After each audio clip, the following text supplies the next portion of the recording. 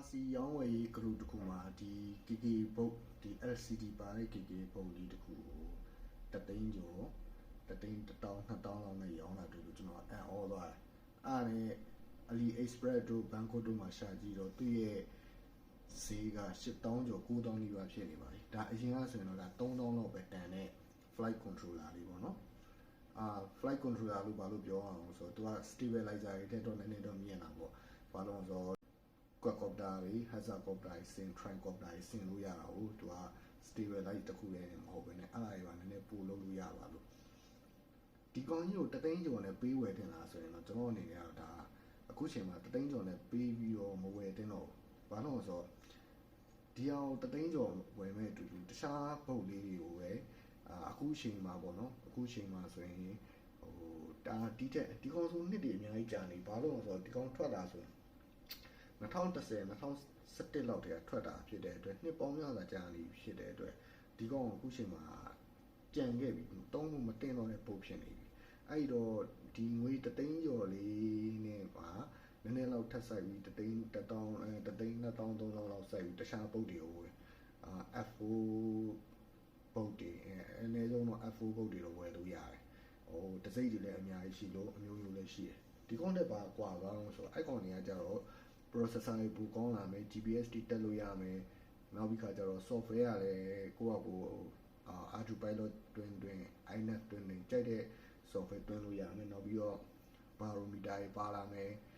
BEC တွေပါလာမယ် BEC တွေပါလာမယ်ဆိုတော့5 volt out ရှိမယ်3 volt out ရှိမယ်9 volt out ရှိမယ်အဲ့လိုမျိုး BEC တွေလည်းပါပြီးသားဖြစ်လာမယ်ဒီကောင်လည်းအများကြီးတာပါပြီအဲ့တော့ဒီကောင်ကိုအခုချိန်မှာတသိန်းကျော်နဲ့ပေးဝယ်ဘို့တင်လာဆိုရင်ကျွန်တော်အနေနဲ့ကတော့ဒါတသိန်းကျော်နဲ့ပေးပြီးတော့ဝယ်ဖို့မတင်တဲ့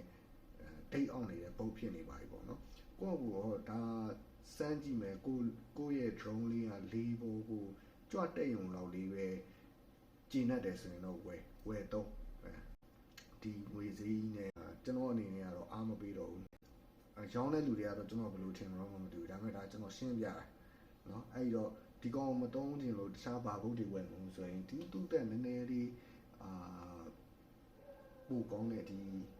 Quadcopter တို့ဒီ APM ဘုတ်တွေနောက်ပြီးကြတော့ Matic ကထုတ်တဲ့ F405 Win တို့အဲ့လိုမျိုးဝယ်တုံးတယ်အများကြီးပါပဲဘုတ်တွေကတော့အများကြီးရှိတယ်ဒီ flight controller တွေကအများကြီးရှိတယ်ကိုကြိုက်တာရွေးတုံးလို့ရတယ်ကျွန်တော်ကဒီကောင်ကိုဘာလို့မတုံးနေဘူးလို့ပြောနေတာဆိုတော့ဒီ LCD ပါတဲ့ကောင်မှာမဟုတ်ကျွန်တော်က LCD မပါတဲ့ KK ဘုတ်တွေကကျွန်တော်စတုံးရလို့ဒီဥစ္စာကိုကျွန်တော်ကကောင်းကောင်းသိလို့ဒါကိုမတုံးသင့်ဘူးလို့ကျွန်တော်ကအကြံပေးတာဖြစ်ပါတယ်အဲ့တော့ကိုကရှေ့မီနောက်မီလည်းဖြစ်ရှင်တယ်အမြဲတမ်းလည်းအသုံးပြုခြင်းလည်းတွင်တွင်ကြဲနောက်ပြီးတော့တွင်တွင်ကြဲသုံးခြင်းလည်းနောက်ပြီးတော့အတုံးဝင်ခြင်းလည်းဆိုရင်တော့ဒီ KK ဘုတ်ကိုတော့မတုံးဘူးအကြံပေးပါတယ်အကယ်၍ကိုကကျွန်တော်ရှေ့မှာပြောခဲ့လို့ကိုယ့်ရဲ့ drone လေးကိုစမ်းတက်ရှင်နဲ့ drone ကြီးစမ်းတက်ပြီးတော့စောက်ရှင်နဲ့လေးပေါ်ကြွရုံတော့ပဲကိုရှိမျက်မြင်ရှိမှမြင်နေရတဲ့အတိုင်းလေးပဲပြန်နေနေဆိုရင်တော့တုံးလို့ရပါတယ်နောက်အဲ့ဒီပုတ်လေးတခြားပုတ်တွေဆိုတာကဘာလို့ကွာအောင်ဆိုတော့ဒီ GPS တွေတက်လို့ရမယ် barometer တွေပါတယ်အမြင်ပေဘယ်လောက်ဆိုတာကြည့်လို့ရမယ် OSD တွေပါတယ်ကင်မရာနဲ့တခါလေးတိုက်ရိုက်ချိတ်လို့ရတယ်ကင်မရာ transmitter နဲ့တိုက်ရိုက်တခါလေးချိတ်လို့ရတယ်ဘာမှကြိုးတွေလည်းရှုပ်စရာဘူးမရှိတော့တဲ့ပုတ်တွေလာနေပါပြီနှစ်တွေလည်းအများကြီးကြာခဲ့ပြီဆိုတော့ဒီ KK LCD မပါတဲ့ KK ဆိုရင်2010လောက်တည်းကထုတ်တာဒီ LCD ပါတဲ့ကောင်တွေဆိုရင်2014 2015ဝန်းကျင်လောက်တည်းကဒီကောင်ကထုတ်တာဆိုတော့နှစ်တွေအများကြီးကြာခဲ့တော့ဒါတိတ်လည်းအောင်နေပါပြီအားကြောင့်အကြံပေးတာပါကိုကျန်တာကတော့ကိုယ့်အကိုဆုံးဖြတ်ချက်နဲ့ကိုပေါ့